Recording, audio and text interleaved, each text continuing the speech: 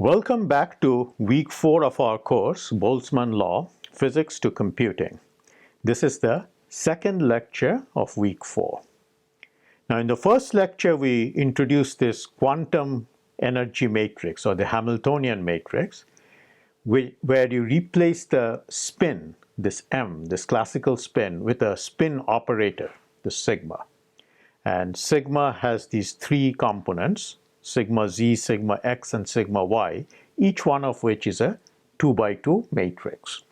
And you can then calculate this probability matrix, or what's called the density matrix, from this energy matrix. And knowing the operator S for a particular observable S, you can calculate its expectation value.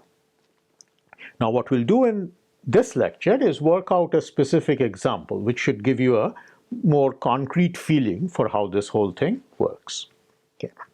Now, for a single bit or single qubit, I guess you have the energy matrix is given by h dot sigma, which you can write as hx sigma x plus hy sigma y plus hz sigma z. Now, for this example, we'll assume that hy is 0. So we have this vector h, this parameter h, lies in the zx plane. Now you could put in a non-zero hy as well. It's just that the algebra looks more messy.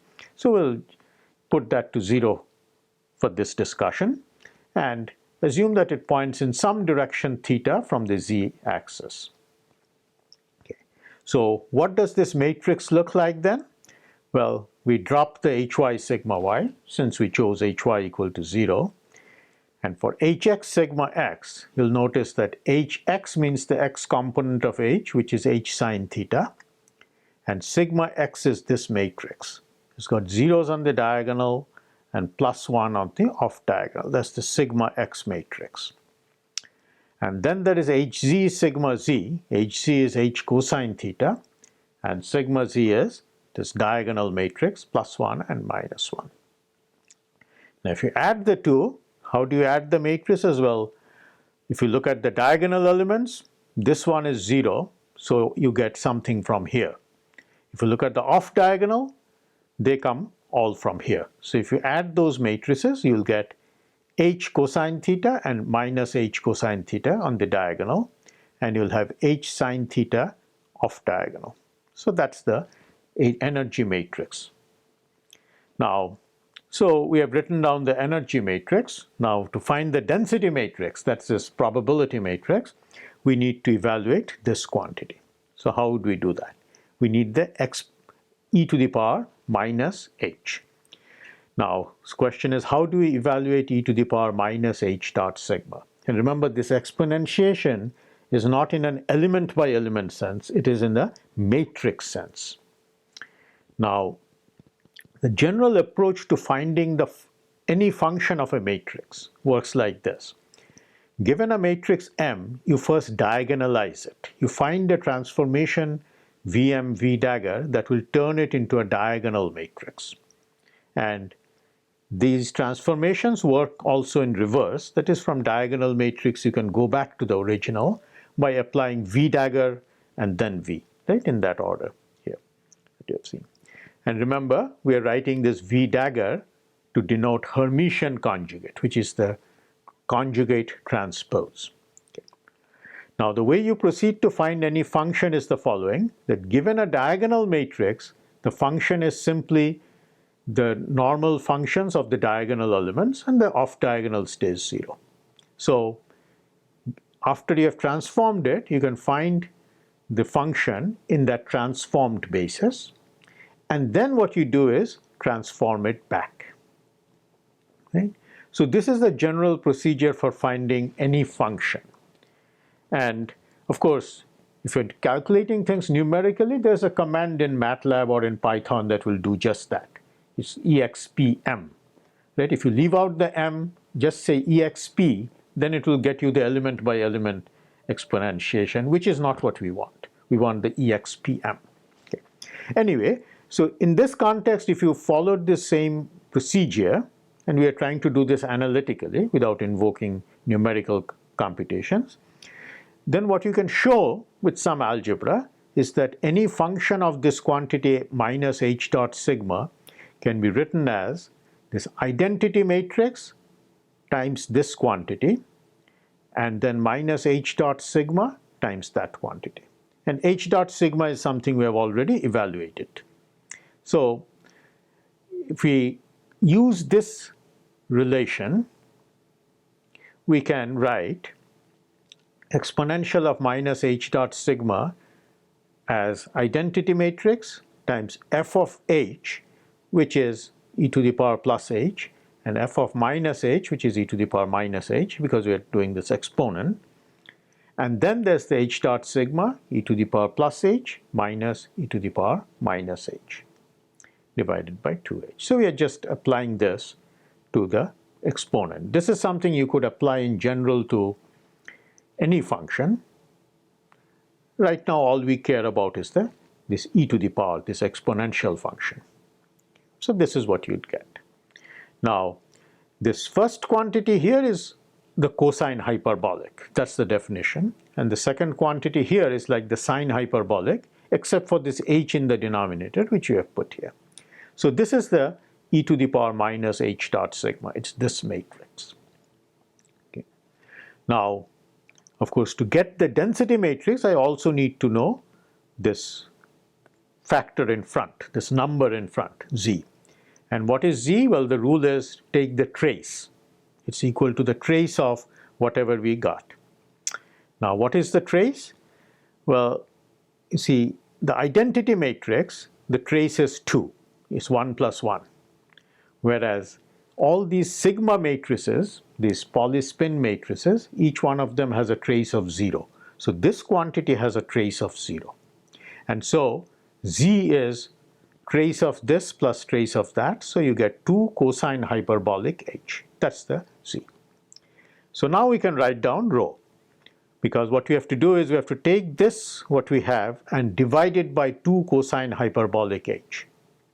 So when you divide it by that, the cosine hyperbolic h from here goes away, and so you're left with I. And of course this 2 is what appears here as a half. And the sine hyperbolic h from here, when divided by cosine, gives you the tan hyperbolic h. So the final result is this. You have got this density matrix, and it's related, it involves the identity matrix and also this h dot sigma, which is what we have evaluated before. So it's this matrix is just the cosine theta, and sine theta minus cosine theta. So if you put those in, you'll get the final result. So finally, this is the density matrix, half of this quantity. Okay. Now we can file that away, because this density matrix is what we need to calculate any quantity of interest. So whatever the result we obtained, we have put down here in the corner.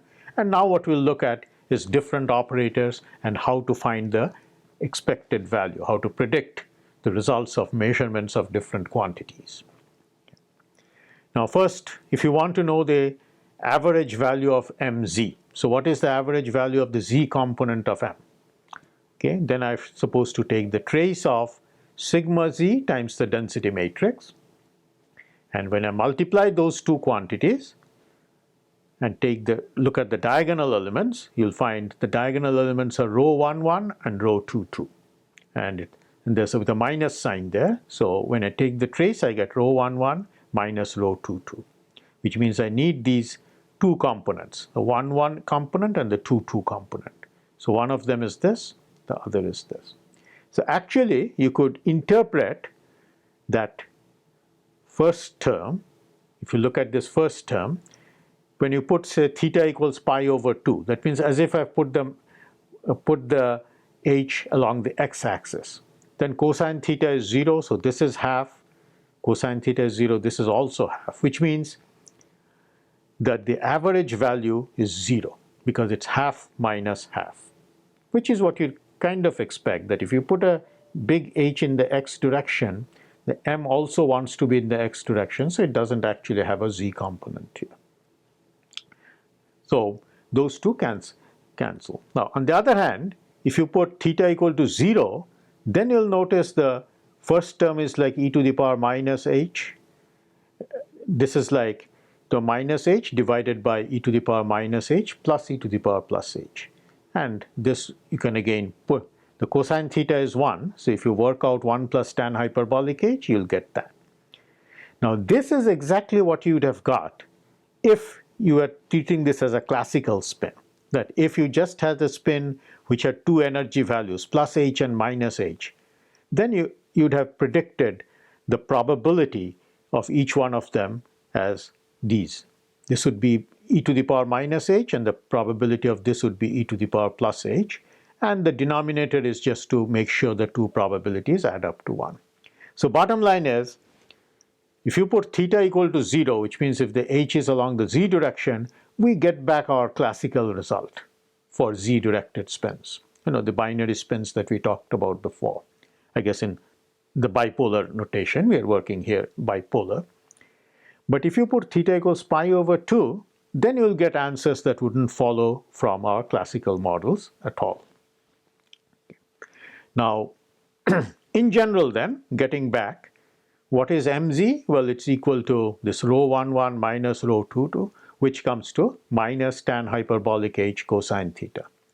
If theta equals 0, the average value is minus tan hyperbolic h. If theta is pi over 2, it's 0, etc. Now, one thing I should point out is that actually these two terms here you could interpret as the probability that the spin will have a value plus 1. And this is the probability that the spin will have a value of minus 1. How do you do that? Well, in order to find what is the probability of the spin being plus 1, the corresponding operator would look something like this. Because you have this, you want to know what is the probability it's plus 1, but you don't care whether it's minus 1 or not. So you put a 1 there and 0 there. And that would be the operator you can show. This is like I plus sigma z over 2. So this would be the operator for finding out the probability of being plus 1. And sure enough, that gives rho 1 1. Similarly, if you wanted the probability of being minus 1, then you'd use an operator with a 1 here. And then you'd get rho 2 2. And of course, the difference is what gives you the average value of mz. So the point I'm trying to make here is that any question you want to ask in this quantum framework, what you have to do is figure out the corresponding operator. And then you can do this multiplication and taking the trace, and you'd have your answer. That's the main message. So if you wanted mx, then what you do is the operator for mx is sigma x. So you put in this operator and again multiply and take the trace. And in this case, you can show that what you'll get is rho 1 2 plus rho 2 1. In other words, it will depend on the off-diagonal terms, and you'll add it up, add those two, and you'll get this answer, minus tan hyperbolic h sine theta. That would be mx. Now you might say, well, what we have shown here then is for any quantity of interest, you can, if you write down the corresponding operator, you can then find its predicted value of an experiment.